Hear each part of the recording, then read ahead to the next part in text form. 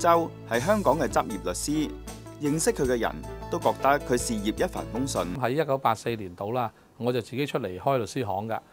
咁當時咧有一個做開嘅客人咧，佢就將咧3個嘅樓盤就擺咗喺台面。咁佢就同我講，我咧就準備將呢3個樓盤咧會俾你律師行做，你要俾翻回佣我。諗都唔諗就話唔得㗎呢樣嘢，因為律師公會唔俾嘅。公會一聽咗之後咧，佢就好唔滿意，跟手咧就話：咁你走啦咁樣。當時個心裏邊就係諗就係上帝會知嘅。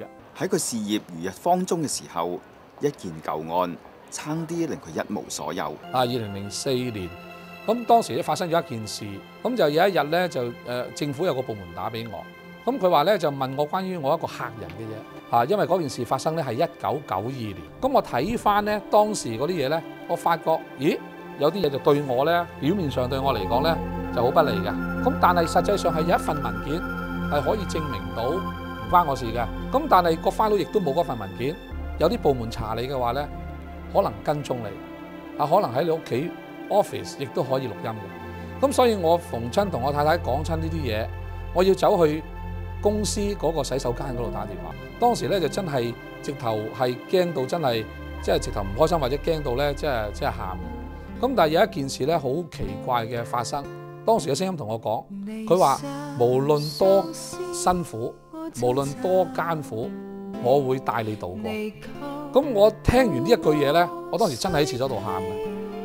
喺中環行嗰陣時咧，我就醒起，我話咦嗰份嘢我冇啫，但係嗰間公司係應該有噶嘛。於是我就即刻走上去佢會計師樓，我話你介唔介意俾我睇一睇啊？咁佢話唔介意咁樣，咁我就隨手一掀，就一掀啫，一掀就掀中咗我要揾嗰份文件。哇！我當時真係好開心因為呢有陣時個印象好似叫死過翻生咁樣。而太太雖然自細就受洗，但係就唔覺得神喺佢生命中有乜影響。直至有一次佢哋一家去泰國旅行，就令佢經歷上帝嘅同在。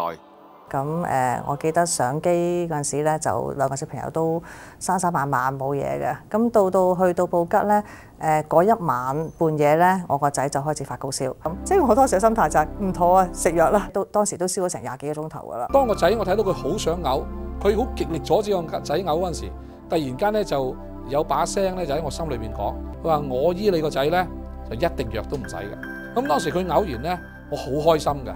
第二朝竟然即係由104度幾105度一跌就跌到98.6度，同埋嗰日咧我哋真係直頭去沙灘游水。幾年之內，丈夫兒子都喺危難中脫險，梅太估唔到自己最後亦都有站喺死亡邊緣嘅經歷。發生事嗰日咧，就係啱啱我哋趕住要翻屋企嘅。咁當時因為趕時候啊嘛，咁樣攞完個玩具出嚟咧，就諗住過馬路，走緊過馬路，就啱啱過咗呢架車嗰個 lane 嗰陣時咧，就聽到有好強嘅剎車掣嘅聲。我見到架的士嗰陣時，佢已經離開我咧有成50幾碼咁遠㗎啦。咁所以你話佢衝得幾快啊？當時同埋佢真係見到我太太，所以大嗌一聲就緊急剎車。咁我諗呢架的士咁樣衝，我太太咁樣走過嚟。同埋呢度仲有一架車咧，係左轉阻住咗我太太嘅視線。當我望完架的士喺50碼之外停低咗之後，我就望翻去，就見我太太棟篤企咁樣呆咗企咗喺度。所以我成日同佢講，我話你以後1分1秒都係賺翻嚟嘅。我話冇人好似你咁着數㗎。呢個死過翻生啊嘛！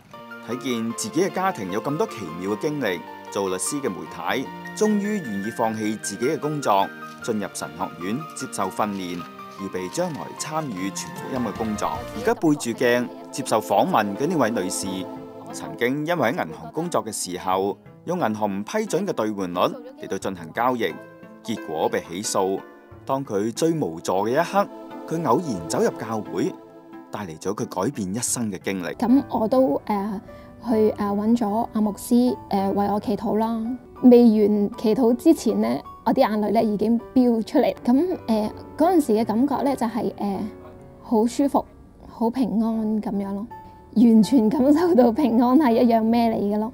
咁結果咧，法官最後咧因為疑點係屬於被告啊，所以咧就係釋放咗呢個女。好深刻印象咧就係唔係個官判無罪釋放嗰刻，係判咗之後，我哋出到去之後，大家弟兄姊妹咧攬住咧喊晒咁樣咧。